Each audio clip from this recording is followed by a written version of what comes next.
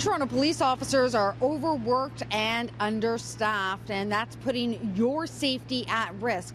That, according to about 50 families who rallied here outside of Toronto Police headquarters earlier today.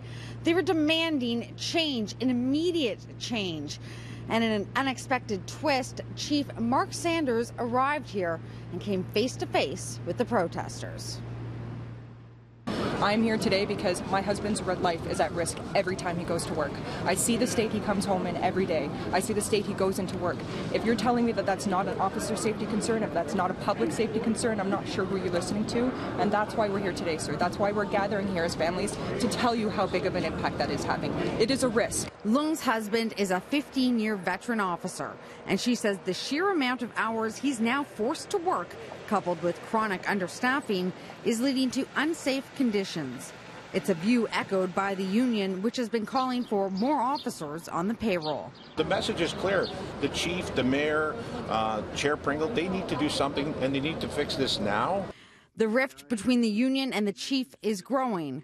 First, there were the well-placed billboards blaming upper brass for delays in 911 response time, and now a vote of confidence on the chief himself.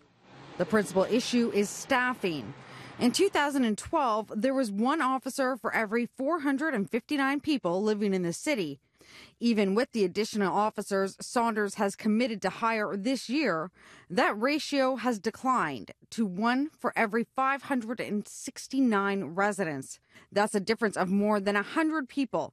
And McCormick says it isn't just police feeling it, but residents too. There was an incident a few days ago where somebody had doused, was in the process of doing a holdup, and they doused gasoline everywhere and were threatening to set the place on fire.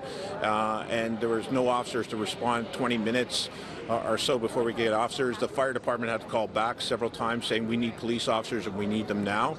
And this is the type of thing that we're experiencing almost on a daily basis. Saunders says the transformations he's making to police should make a difference, including redeploying over 400 officers into frontline work, ending the practice of having 2 officers in cruisers, and leaving low-priority calls like parking issues to civilian staff. All the while, he says safety is number one. I am always concerned about officer safety. And if you look at our numbers, I clearly show that and prove that through the numbers as well.